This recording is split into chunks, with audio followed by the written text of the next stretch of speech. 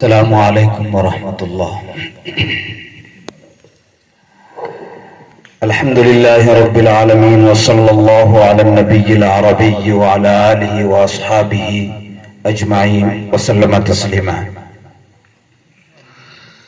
محترم علماء کرام اور معزز سامعین، ہم سب نے مکتب کا پروگرام، یہاں کے بچوں کا پروگرام، دلچسپ پروگرام سنا۔ الحمدللہ بچوں کی محنت اور بچوں کے استاذ کی محنت پروگرام سے بالکل صاف دکھائی دے رہی تھی۔ بچوں نے محنت کی ہے اور استاد نے بھی محنت کی ہے۔ بچوں کے پروگرام بڑے متنوع تھے، ہر قسم کے موضوعات پر اور خاص طور سے معاشرے اور سماج کے موجودہ دور کے اہم مسائل پر بچوں نے گفتگو کی۔ طلاق کا مسئلہ ہو یا نوجوانوں کی بے راہ روی اور ان کی آزادی اور دین سے بیزاری اور دوری کے مسائل ہوں، ان سب پر بچوں نے بہت دلچسپ پروگرام پیش کیے۔ یقیناً یہ مبارکباد کے مستحق ہیں۔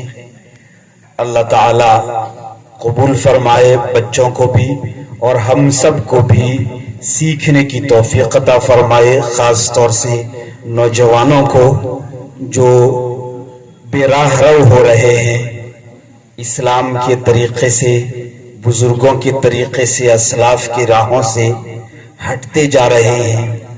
نہ جانے کیسے کیسے کاموں میں، نشوں میں، شراب نوشی میں یا اور بھی جو نشے کی چیزیں ہوتی ہیں ان میں ہمارا معاشرہ سماج لگ رہا ہے۔ ان چیزوں کی طرف بھی ان چھوٹے چھوٹے معصوم بچوں نے ہمیں متوجہ کیا تھا۔ ہم کو متوجہ ہونا چاہیے اور ان چیزوں کو سمجھنا چاہیے۔ ہمارا یہ طریقہ نہیں ہے۔ بہرحال وقت کم ہے۔ مکاتب کی تعلیم الحمدللہ ہمارے علاقے میں بڑھ رہی ہے، ترقی پا رہی ہے۔ گاؤں گاؤں، ڈھانی ڈھانی ہر جگہ مکاتب قائم ہیں، اساتذہ محنت کر رہے ہیں۔ اللہ ان سب کی محنتوں کو قبول فرمائے۔ اس مکتب کا یہ پہلا پروگرام ہے، الحمدللہ بہت خوب رہا۔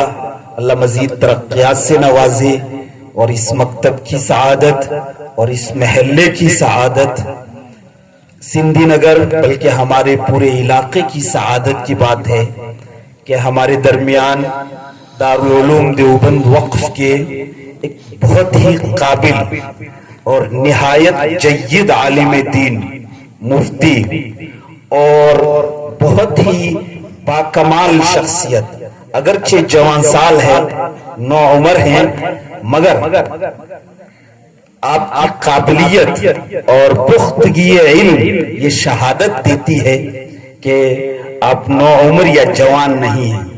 الحمدللہ ہمارے تعلقات حضرت مفتی صاحب کے ساتھ کافی پرانے ہیں اور پورے علاقے بلکہ راجستھان کے لیے سعادت کی بات ہے کہ اس وقت آپ پچھلے ایک ہفتے سے ادارہ مرکز المعارف دوانی ڈھانی میں تشریف فرما ہیں، جہاں ملک بھر کے کیرل اور کرناٹکا سے لے کر آسام، بنگال تک کے تقریباً 50 مدارس کے 130 طلبہ صرف عربی زبان بول چال سیکھنے کے لیے 25 دن کے لیے آئے ہوئے ہیں۔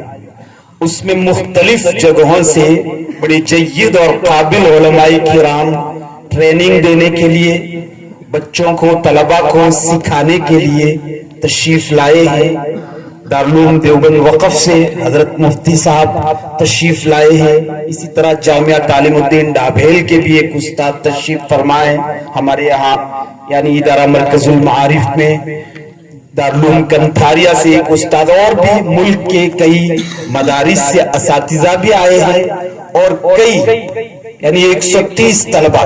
یہ ہمارے علاقے کے لیے یہ ایک ایسا کورس ہے جو ملک میں صرف ایک جگہ ہوتا ہے، پورے ملک میں یعنی ہندوستان میں کسی بھی جگہ اس وقت یہ کورس نہیں ہو رہا ہے. پورے راجستھان کے لیے یہ سعادت کی بات سمجھی جاتی ہے، اور ہم لوگوں کے لیے، اس علاقے کے لیے ہم بڑی عزت کی بات سمجھتے ہیں کہ اس طرح کا کام ہو رہا ہے، اور اس میں اتنے جید اور باکمال اساتذہ تشریف فرما ہیں. حضرت مفتی صاحب کا ہم بہت دل کی گہرائیوں سے استقبال کرتے ہیں. یہ بھی حضرت کی ہمت یا حضرت کی عزت افزائی ذرا نوازی کی چیز تھی کہ حضرت کے سامنے جب اس پروگرام میں تشریف لانے کی دعوت پیش کی گئی تو حضرت نے بخوشی قبول کیا کہ علاقے کو سمجھنے کا اور علاقے کے مسلمانوں کو مکاتب کو تعلیم کو دیکھنے اور سمجھنے کا موقع ملے گا، اس لیے میں ضرور پروگرام میں شرکت کروں گا. تو بہت عزت کی بات ہے، انشاءاللہ ہم آپ کی گفتگو سنیں گے. بہرحال بچوں کا پروگرام بہت مفید اور کارآمد تھا. استاد محترم کی محنت قابل مبارکباد ہے، اللہ سب کو قبول فرمائے. ایک بات ضرور میں کہوں گا، عام طور سے ہوتا یہ ہے ہمارے مساجد اور مکاتب میں کہ کسی ایک کو مولوی صاحب کی ایک چھوٹی سی بات سے تکلیف ہو جاتی ہے تو پھر مولوی صاحب کو دور کرنے نکالنے کے مشورے ہونے لگتے ہیں. اس سے ہمارا تعلیمی سسٹم خراب ہو جاتا ہے. ان بچوں کے کئی ماہ بسا اوقات کئی سال ضائع ہو جاتے ہیں اور بچے بغیر استاد کے رہ جاتے ہیں، یا یہ کہ آنے والا استاد اگلے استاد جیسی قابلیت نہیں رکھتا.